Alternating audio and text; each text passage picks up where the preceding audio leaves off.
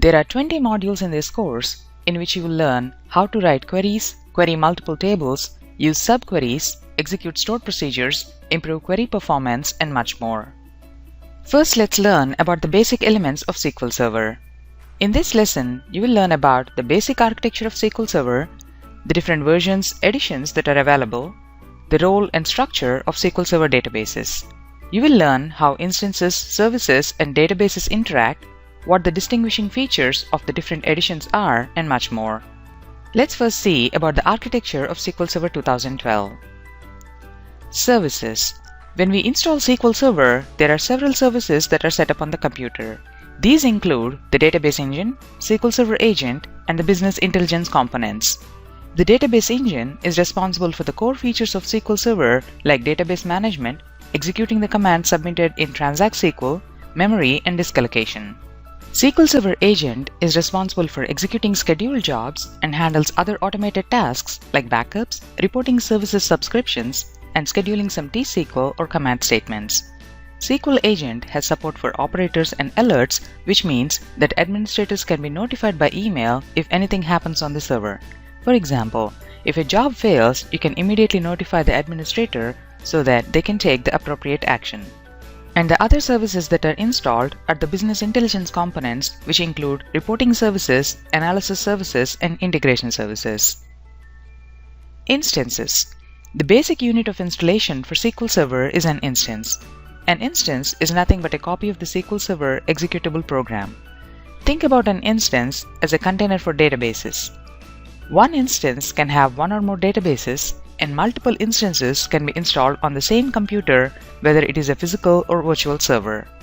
Each instance has its own disk files, security permissions, and resources. The exception to this is the management tools and documentation. A database cannot span multiple instances. One of the instances can be set up as a default instance, which means that you can access it using the name of the host computer. All the other instances must be named instances. These named instances can be accessed using host name and then the instance name. Tools. When you install SQL Server, it comes with a number of tools like SQL Server Management Studio, which you will be working with primarily throughout this course, SQL Command, a command line client which is an alternative to using the graphical SQL Server Management Studio application, SQL Server Configuration Manager. Although this is primarily a tool for administrators, it includes features useful for managing SQL Server software like the ability to create and manage aliases to SQL Server, etc. SQL Server Installation Center, which provides the ability to add, remove, and modify SQL Server program features. There may be other services and support applications that are installed when SQL Server is set up, but as a query writer, you'll be primarily interacting with the database engine, which we'll refer to simply as SQL Server. Now let's see how to start some of these services, how to get to some of the instances that are installed, and how to use some of these tools now. Let's go to the Start menu and click on SQL Server Configuration Manager, and it will display all the services that were installed when you set up SQL Server. You can start or stop these services by right-clicking on it and clicking on the appropriate option. And you can access the instances by going to the Start menu and clicking on SQL Server Management Studio, and it will display the screen that allows you to connect to the server. You can connect to a default instance or a named instance using this. And as you can see, this is a named instance. Click on Connect and you're connected to that named instance. You can also connect to the local default instance by specifying just the host name. Click on Connect and you're connected to the default instance. Now let's see how to access the SQL Server's Installation Center. Go to the Start menu and click on SQL Server Installation Center. The SQL Server Installation Center provides the ability to add, remove, and modify the SQL Server program features. Now let's learn about the different versions of SQL Server. As you can see, the very first version of SQL Server was released in 1989. The latest version is SQL Server 2014. SQL Server was originally developed for OS/2 operating system, but versions 4.21 and later moved to Windows operating system. When you look at the different versions, you may think that SQL Server 2008 R2 is a service pack for SQL Server 2008 as the name suggests, but it is an independent version. Now let's learn about the different editions of SQL Server 2012. SQL Server ships in several editions that provide different features. Enterprise Edition contains all of SQL Server 2012's features, including business intelligence and support for virtualization. Standard Edition includes core database engine as well as core reporting and analysis capabilities. The difference between Standard and Enterprise Edition is that the Standard Edition supports fewer processors and does not offer all of the availability, security, and data warehousing features. Business Intelligence. This is a new edition and it provides core database engine as well as the core reporting and analysis capabilities along with the full BI services. However, like Standard Edition, it supports fewer processors and does not offer all of the availability, security, and data warehousing features. There are other editions like Parallel Data Warehouse, Web Edition, Developer Edition, and Express Edition, and each of them are used for specific cases. Now let's learn what SQL Server databases are. Databases in SQL Server are containers for data and objects, including tables, views, stored procedures, user accounts, and other management objects. A SQL Server database is always a single logical entity backed by multiple physical files. SQL Server supports two types of databases, system and user.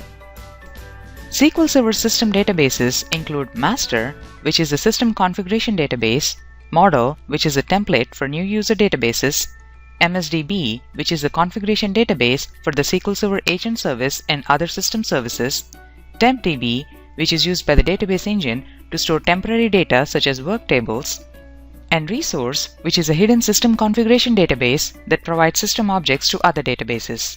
One thing to remember is that the TempDB is dropped and recreated each time SQL Server restarts, so don't store anything you will need later on in the TempDB.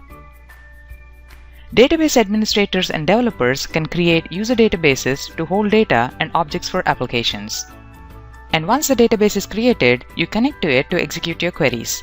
You will need security credentials to log in into SQL Server and a database account with permissions to access the data objects in the database.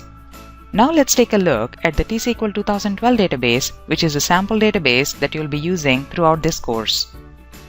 The T-SQL 2012 database is modeled to resemble a sales tracking application for a small business. It contains several types of objects like user-defined schemas, which are containers for tables and views, tables, which relate to other tables using foreign key constraints, views, which display aggregated information. Let's look at some of the tables that you'll be using. Expand tables, and it will display the list of tables in that database. The sales orders table stores the data typically found in the header of an invoice.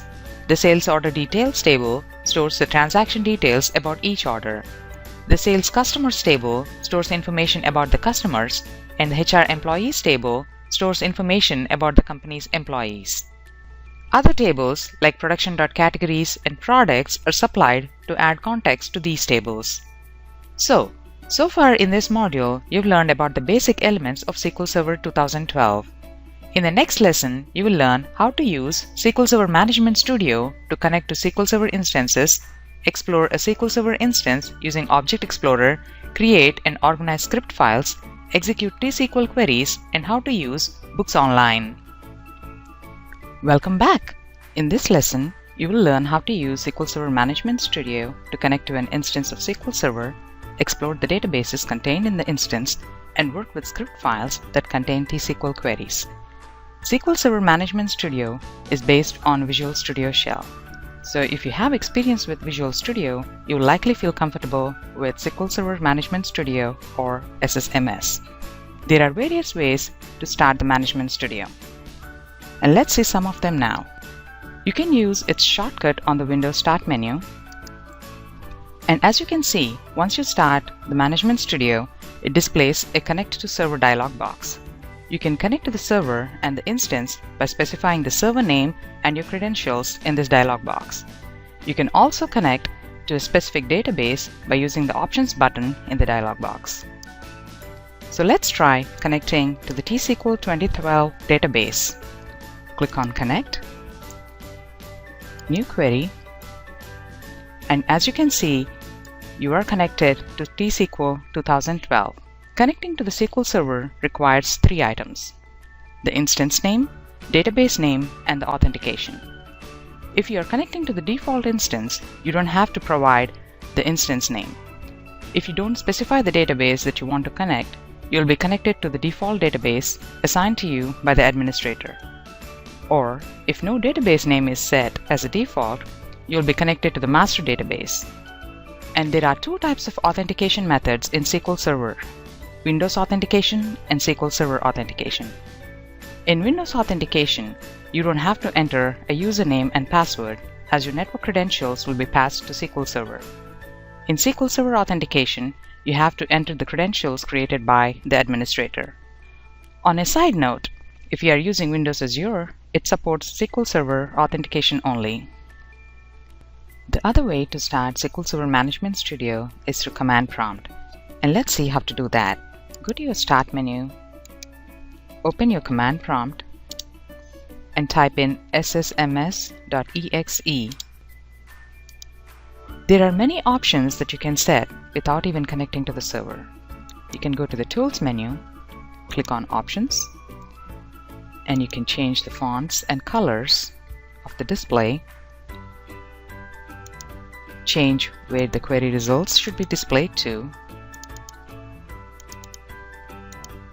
and in the display of the results itself, you can choose the option to include the column headers when copying or saving the results. And there are many other options that you can modify without even connecting to the server. Now let's try connecting to the database.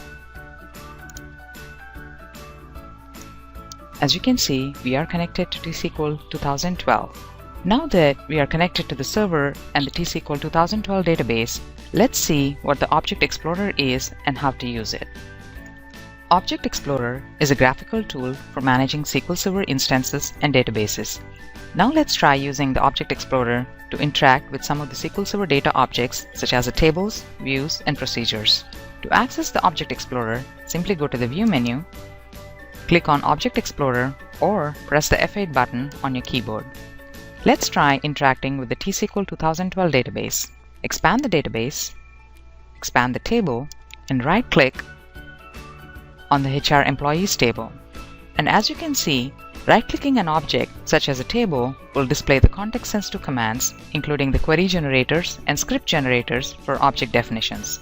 If you want to learn the names of columns in a specific table, you can connect to the SQL Server and expand the Databases folder and expand the relevant database just like we did, and expand the tables to expose the columns in that table. Now, let's try doing a simple select to command on the HR Employees table in a new query editor window. As you can see, the results are displayed in text. Let's try changing the options in the Tools menu to display the results in a grid. Go to Tools, click on Options, Query Results, Results to Grids. So let's try doing the same select to into a new query editor window, and as you can see, the results are displayed in a grid. Now, let's open a new query editor window, type in select from. You can drag and drop the table names without typing it yourself using the Object Explorer. You can also drag and drop the column names from the Object Explorer. Now that we have the T-SQL code in the query editor window, let's try saving it. Let's save it to the SQL Operations folder on the desktop. Go to File, Save As, let's say Employees, and as you can see, it will be saved with a .SQL extension. SSMS allows you to create and save T-SQL code in text files also, but typically they'll be saved with a .SQL extension. Let's click on Save. You can access these files in SSMS like any other Windows application through the File menu. Now that the file is saved, let's close the query editor window and try opening it again. Go to File, Open, go to the location that you saved and click on the file, click on Open. This way of saving the query files is okay, but what if you want to open a set of related files all at the same time? Let's see how to do that. SQL Server Management Studio provides a mechanism for saving groups of files together and for opening, saving, and closing them together. This mechanism uses several conceptual layers to work with T-SQL script files and related documents, and it uses the Solution Explorer pane to display and control them. If the Solution Explorer is not already visible, go to the View menu and click on Solution Explorer. To create a new solution, go to the File menu and click on New Project. There is no New Solution command. It's a little confusing, but that's how it is. So go to File, New Project. This will take you to the New Project dialog box in which you can mention the name of the project, its parent solution, the location where you want to save the solution, and mention the solution name itself.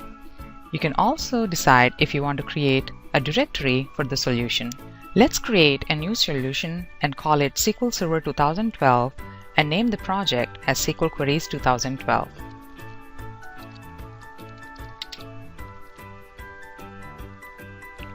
And to make it just easy, let's save it on the desktop in a folder called SQL Operations.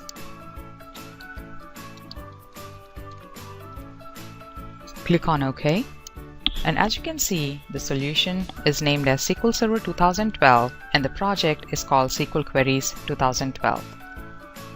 You can also add a new project to an existing solution. To do that, go to the File menu, click on New Project, and this will take you to the New Project dialog box just like before. Select SQL Server Scripts and let's name it SQL Queries 2 and click on Add to Solution. Click on OK, and as you can see, SQL Queries 2 project has been added to the solution SQL Server 2012. Alternatively, you can also right-click on the solution name and then add the new project from there. Go to Add, click on New Project.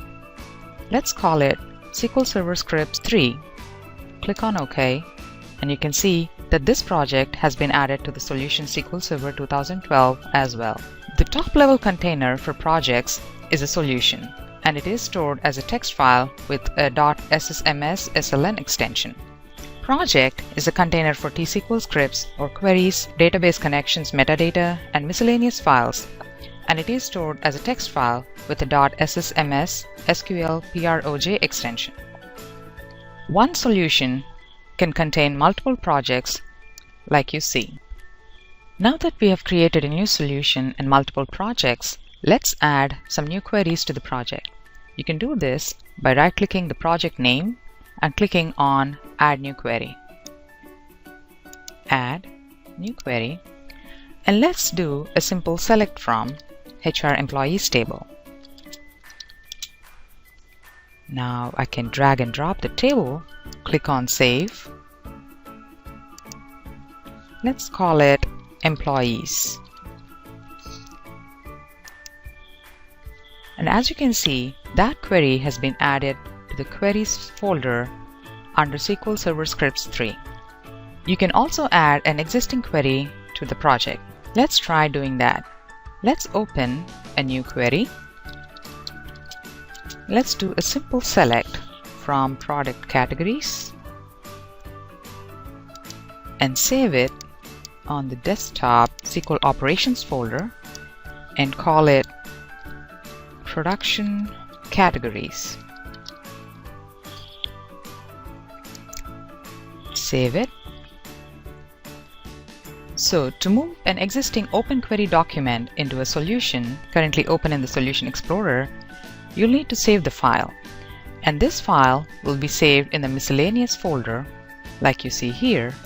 And now you can drag and drop this into any of the projects. And this will make a copy of the .SQL file.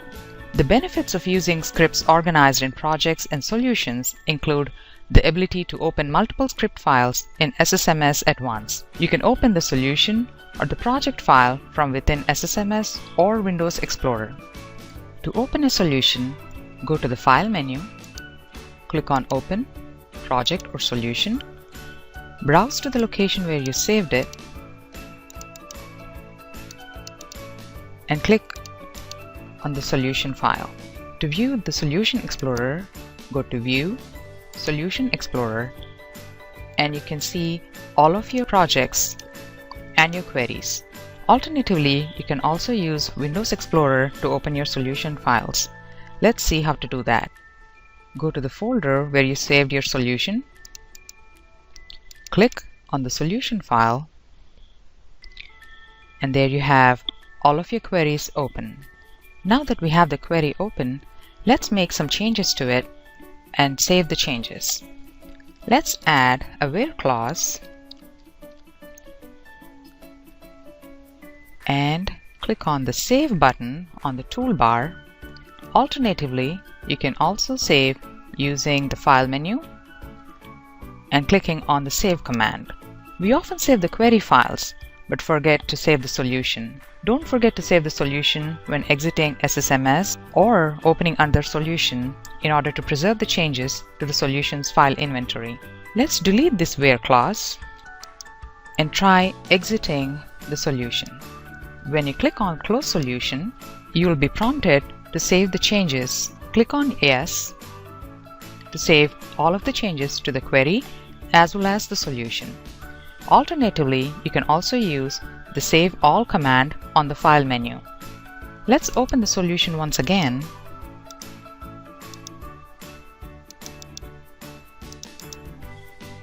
and try adding that where clause again.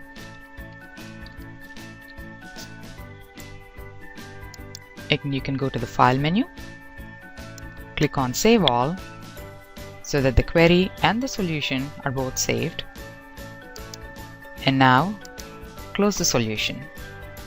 So far we've created the queries, saved them individually, and saved them to a solution. Now let's see the different ways to execute them. First, let's open the query we want to execute. Go to Management Studio, expand T-SQL 2012 database, expand the tables, right-click on the Products table, and let's just do a simple select to a new query editor window.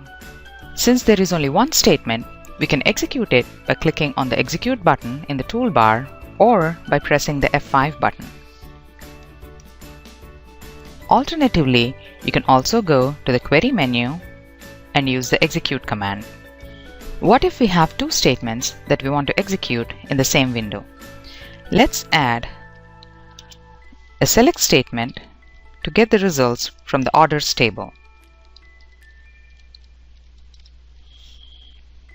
To display the results from just the orders table, all we need to do is select that part of the code and then click on the Execute button or F5. As you can see, the results are just from the orders table. If nothing is selected, all the queries in that window are executed by the Management Studio. Now, let's not select anything and press on the F5 button. As you can see, both the products and the orders are displayed. To toggle the display of the results and return to a full screen T-SQL editor, use the Ctrl-R keyboard shortcut. The other ways to execute queries are using the Alt-X keyboard shortcut or the Ctrl-E keyboard shortcut. The locations and the appearance of the results can be changed in the Options box accessible from the Tools menu like we discussed earlier.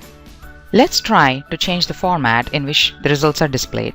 To display the results in the grid format, you can use Ctrl-D and then execute the query. Let's select the sales orders table, press Ctrl-D and click on the Execute. As you can see, the results are displayed in grid format. To display the results in the text format, you can use Ctrl-T and then execute the query. Let's do Ctrl-T and press the F5 button. And now the results are displayed in text format. File format allows you to directly save the query results to a text file with a .rpt extension. Executing the query will prompt for a location for the results file.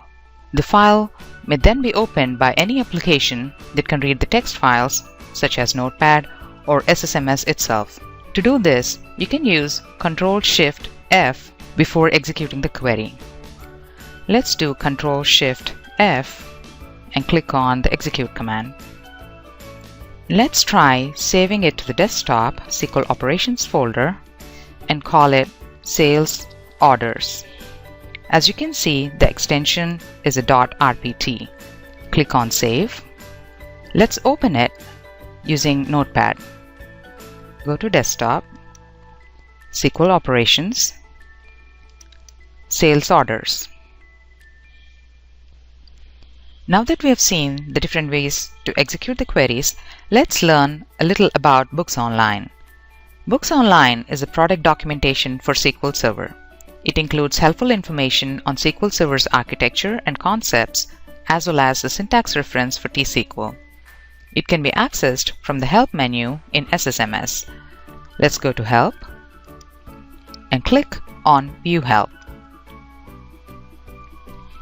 In a script window, Context Sense to Help for T-SQL keywords is available by selecting the keyword and pressing Shift F1. Let's go back to Management Studio, select the keyword and press Shift F1, and as you can see, the select statement information is displayed. The first time help is invoked, you'll be prompted to specify whether you wish to view Books Online content online or locally. This setting may be changed later by using the Help menu.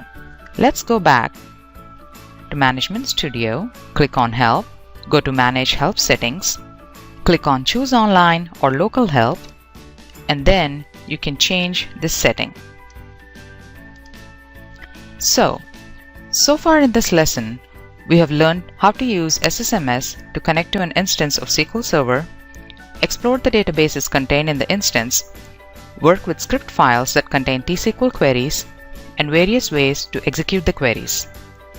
In the next module, we will learn the basic features of SQL Azure and how to connect to SQL Azure with SQL Server Management Studio.